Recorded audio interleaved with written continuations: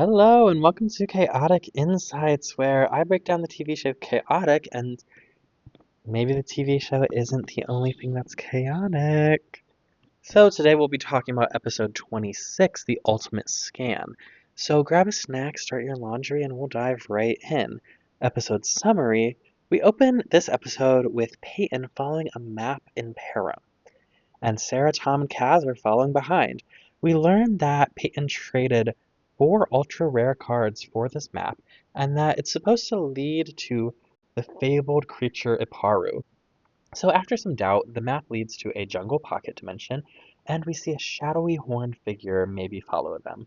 So we cut to the theme song, and we return to the kids being kids when a swarm of bugs shaped like a bird for some reason splits them up. And we find that as they find each other, Kaz is acting strange. They continue their trek to Aparu's house and encounter some location-related dangers: poison gas flowers, tree trunks covering the path, spikes shooting from flowers, etc. And then Rothar shows up, and the group is going to port out, but then strangely acting Kaz reveals himself to actually be the shape-shifting Aparu. Then they find the real Kaz, and Aparu defeats Rothar and befriends the kids. Now, when the group gets back to Chaotic, they decide not to use any of their new scans in the dromes in order to protect Iparu and his jungle. And that's the episode we're dealing with. So, analysis. The writers kind of craft a mystery for us in this episode, and my question is how and why. So, the mystery at hand, like the big one, is really Iparu. Who is Iparu? What does he look like? Does he exist? Is he real? Is this map real? Etc. Right? That's kind of our overarching, this episode is about Aparu. And so that's kind of our first overarching question is, who is Aparu? And then our smaller question is about Kaz. They start building mystique for Iparu right off the bat. Peyton traded 4 ultra-rare cards for this map, which means this map is highly valuable, or at least it is to Peyton. It's worth enough to give up 4 ultra-rare cards. And Peyton thinks that the payout will be good enough to, trade away those cards. Maybe he has extras, maybe there are cards he doesn't like, who knows. But we've seen what losing a good card does to Tom, so who's to say Peyton's not the same? But Peyton trades 4 ultra-rare cards for this map. And then each creature starts to share what they've heard about Paru. He has wings, or he has a dozen legs, or he's like a giant tree. And they all kind of contrast and don't fit together, these images. And so it creates confusion for what they're looking for. What are his abilities? The characters don't know much about him, and so we as an audience don't know much about him either. So then, when this random blue blob kind of floats through Kaz, it could be a Paru, or it could be another one of these wild locationally related obstacles that they face. There's ambiguity there, but the sheer inclusion of the shot clues in the audience that something important happened. And so that's the setup. The next mystery we get is Kaz, the mystery of Kaz. Kaz is acting funny, and there could be many reasons. One, Kaz is strange. Two, they kind of chalk it up to the poison gas flower, or maybe he just, maybe he's not sharing everything. What clues us in on how to be suspicious is first his voice acting changes, right? Instead of being pitched up and like kind of excited like normal, the acting is much more straightforward and delivered in a much more serious tone. It's pitched lower and more like in a more natural range for this voice actor. And so that's our first clue, is that he doesn't sound the way that Kaz normally sounds. Then we have all these obstacles in our rising action. Kaz suddenly has locational knowledge, the poison gas flower, the flying spike flower, and he has heightened abilities, agility, he's doing flips, has super strength, he's moving these logs, he's climbing up a mountain quickly, and he also has this increased sense of smell. He smells Rothar, he notices him from across the jungle, and whatnot. Now his friends have this plausible deniability that, they have the scapegoat that is the poisonous gas flower that Kaz got shot with. Because they don't know what it is, they don't know what it does. But his friends definitely notice. They're like, something's not right here. Kaz isn't normal. These aren't things that normal Kaz does. But then they're like, okay, something's off. Whatever, let's just keep going. It's a long day. We've been hiking for hours, and they pay mind to it, but they don't pay too much mind to it. They're not like investigating. And so that's how they craft this mystery is the combination of plausible deniability for both the audience and the characters, right? What's wrong with Kaz? And could that be explained by the flower? Plus the like mythology of Aparu. They don't really know what they're looking for. They're just like blindly following this map.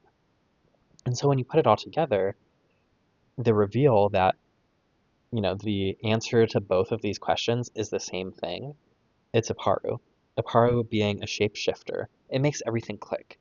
It solves the mystery of Kaz and it solves the mystery of Aparu because Aparu reveals himself and his abilities. And so the omission of information throughout the process, like that Iparu is a shapeshifter, it creates these opportunities for misdirection. When you first see the blue blob float through Kaz, you're like, what is that? Right? There's a lack of information, and so it's an opportunity for misdirection. But also, it's cluing you into what's actually happening. Right? There's layers here. Now, I do think this episode portrays the poison flower as like an explanation of what could be going on with Kaz, but not in a way that we're meant to take it fully seriously as like a red herring. But it is, right? It's just that lack of information. What does this flower do? We don't know. We just knew it shot gas. And so it creates that opportunity for misdirection. Now, is it necessary for them to drag it out as far as they did the mystery of it all? Not necessarily.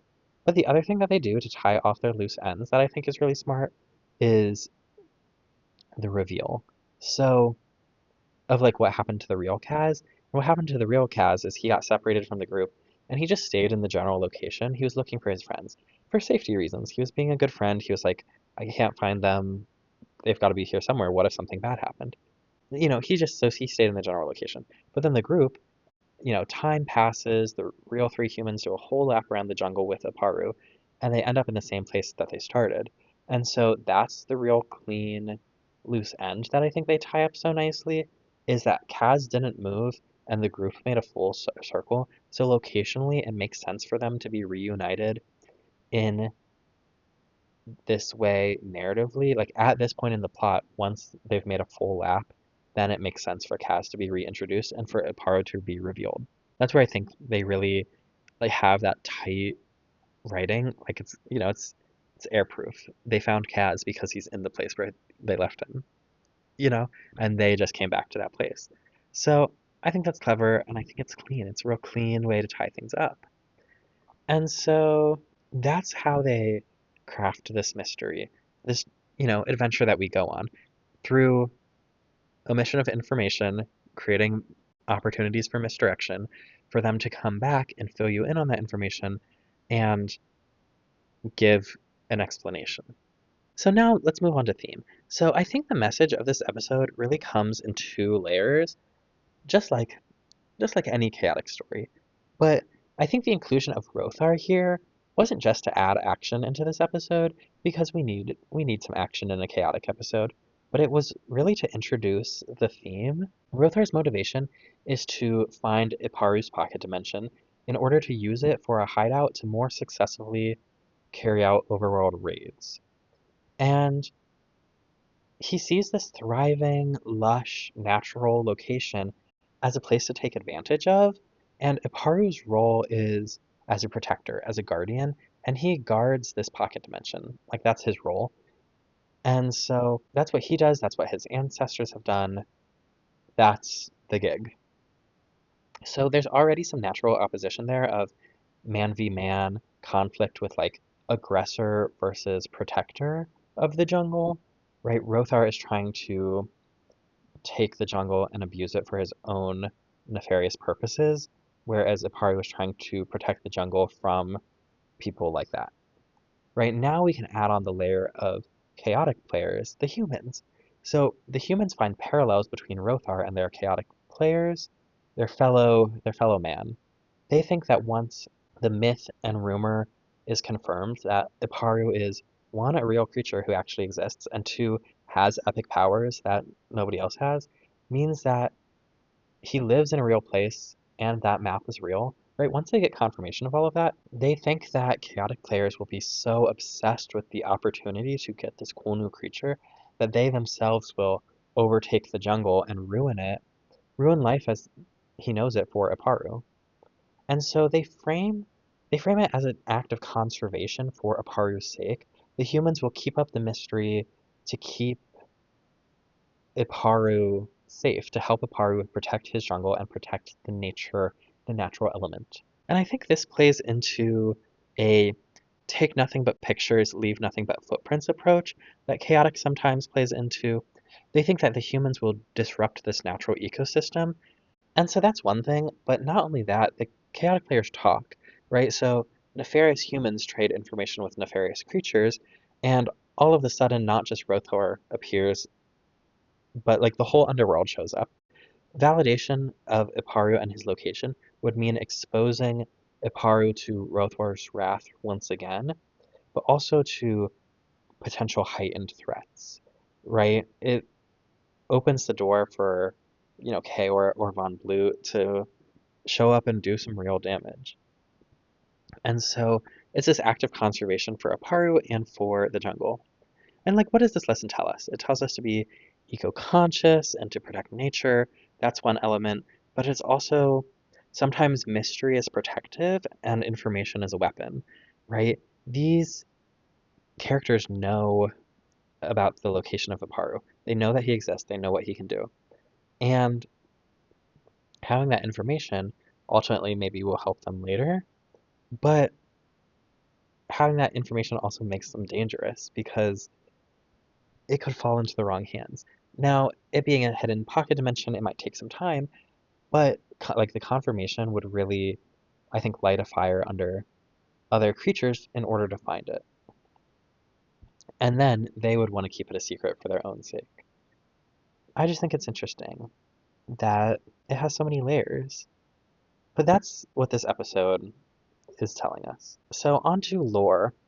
Of course, we learn about Aparu and his jungle. And so, the jungle pocket dimension is located 7 paces past a rock in the middle of nowhere, so jot that down in case you ever need to find it.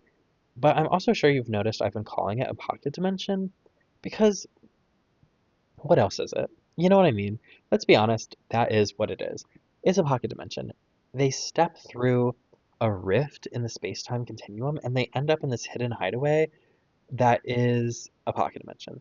It's not the first time or the last time we're messing with space-time in the Chaotic series, so I do think it's really fun because it highlights how Chaotic has so many secrets. It has facets, right? If there's one pocket dimension, who's to say there can't be more pocket dimensions?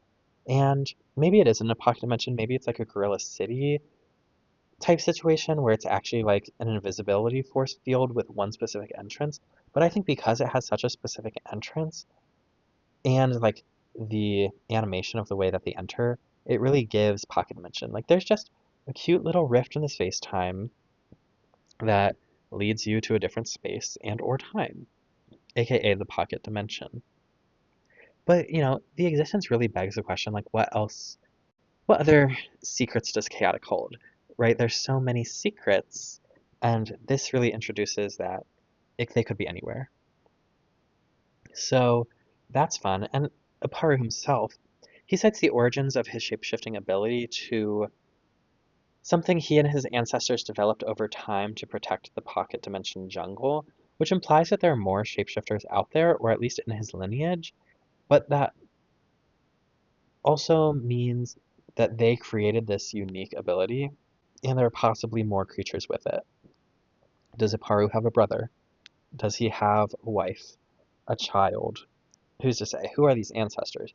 But it's also giving okay evolution, okay natural selection, okay adaptation. right? It's giving lineage and it's telling us about Aparu and how he came to be. And that it's just something that, it evolved. They needed the shapeshifting ability to fulfill their role as protectors. So that's interesting. And onto the jungle that he protects. Aparu is very well versed in this location. He knows all the ins and outs. So he knows about the poisonous flower and he knows about the spiky flowers. And he goes to tell us that the spike launching flowers are actually naturally occurring memory erasers. So I think this plant specifically is really interesting addition to the chaotic canon because we know that memory erasure is possible now, but it's also something that's naturally occurring through flora, through the land, through the earth. Like you would think maybe a memory attack would be an attack or it could be a music, and like those things would be useful for a memory erasure situation. But why do that when you can pick up this nice thorn and make it into a soup? You know? I don't know. But it adds to that canon of just things that are available. And, this jungle itself is another example of there are so many unknowns in chaotic that we don't know about, the creatures don't know about, they're still learning. And so like it begs the question, what else is there? What other secrets are you hiding, Param? Yeah, that's what I thought. And so that's pretty much all the lore that's dropped in this episode. We get a voice to one of our frequently occurring background characters, that guy who traded the map to Peyton. Is just like one of the stock people that they put in the background of crowds. And so it's interesting to see them use like an NPC as just like a small role. I think that's interesting.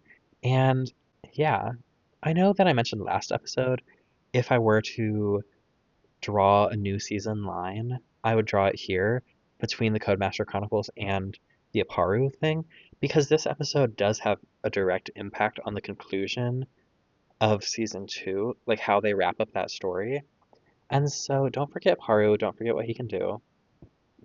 But I think this is a time when we really start to see them lay some groundwork for what's to come in a style that is similar to season 1, right? We're just here, we're having fun, but this information's going to come back. And I think these are some of the most fun, some of the most exciting chaotic episodes we have. So on to fun facts and other notes. There is no chaotic battle in this episode at all. So it truly breaks that formula that we have established thus far. Normally, there's a chaotic battle in each story. That's the formula. Sometimes it's at the beginning, sometimes it's at the end, but there's a chaotic battle. There's a chaotic match. Now, sometimes they kind of fudge that. They just show us the end of a battle, or they just show us a clip, a play of the day. I don't know.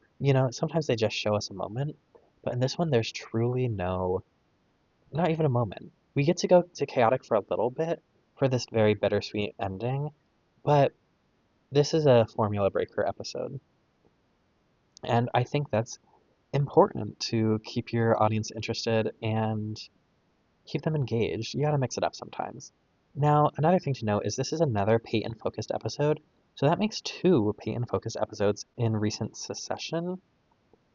We had the Stelgar episode, and now we have this Iparu episode. And this is a Peyton-focused episode not just because, Peyton's the one with the map, he's leading the charge, but because in the moment when the humans have to put themselves in danger in order to distract Rothar, Peyton is the one who stood in front of the spiky flowers and put himself in danger and then ducked, right? He's the one who put himself in harm's way in order to, allow Iparu to win this battle. So he's the one who holds that hero moment because he put himself in harm's way, right? This is a Peyton focused episode. And so I think that's interesting. And, we had a lot of Tom episodes, and then we kind of shifted to Kaz for a while, and maybe we're in the era of Peyton. Now, another thing I'll know is Aparu says porting is human special ability, and I think that's true, so jot that down. And we also get a visual narrative storytelling device. We get this blue blob filter to represent seeing the world through Aparu's eyes, specifically when he's looking at Kaz in the beginning. That's another thing to note. And I think my favorite line read of this episode was when Kaz sarcastically says, "Oh, that clears things up." And I can't read it like the way he read it, but if you hear it, you know what I'm talking about. It's just so comedic and sarcastic, and that's a side to these characters that we don't often get. So I thought that was funny. So it feels like I didn't have a lot of analysis or lore for you, but my final thoughts are I actually really enjoyed this episode, like this time around. I really, really enjoyed it. And I really enjoyed getting to see the friend group dynamic when all four characters are present. And I loved, there's this childish, silly moment where Tom like scares Kaz and then they pick up sticks and they start sword fighting each other as Sarah and Peyton are talking about Aparu. And this silly, childish moment between Tom and Kaz sword fighting was just so, I don't know, character building. I think we don't get to see them just be kids and have fun all that often.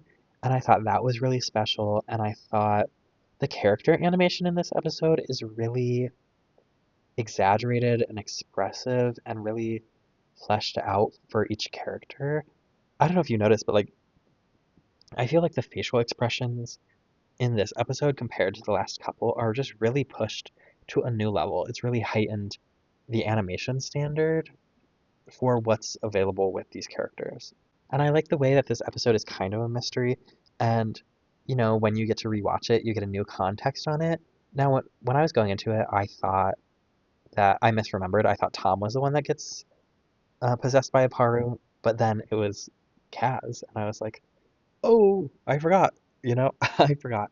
And so being able to experience these episodes in a new way is always fun. And I think Aparu is a cool creature. He seems nice, he seems chill. And even though I don't like this animated look for him, he might get a glow up. But I think he's a really cool creature with really cool abilities and he has cool artwork. And I don't know, like, I'm an Aparu fan, what can I say? Plus, this episode has that deeper reflective moment that the end of a story, it expands this just from like a half hour of entertainment to like a half hour of art, if you will. I think it really elevates it from just like a good time to like a real narrative story that leaves you with something to reflect on. It leaves you with the ability to reflect on like nature and conservation and information. Like, they don't really explicitly lay out why they need to keep the secret, right? But they do. There's just they have this gut feeling that you kind of share with these characters that, you know, if we use this creature, something bad would happen. And I think it's really interesting to play with, you know, being able to share emotions with the creatures rather or with the characters rather than getting to see them, you know, it's more of like a show don't tell kind of thing. Being told, "Hey, I'm uneasy about this," they really depict that and it's reflected in the audience. So for those reasons, I don't know, I just really love this episode and I had a good time and let me know what you think. Is Apario cool? Is he a useful card in your deck? And if you could put Aparu into another storyline, another episode, where would you put him? Where would you fit his puzzle piece into another chaotic episode? I'm curious on that. So let me know what you think, and thanks for watching, and I'll see you next time. Bye!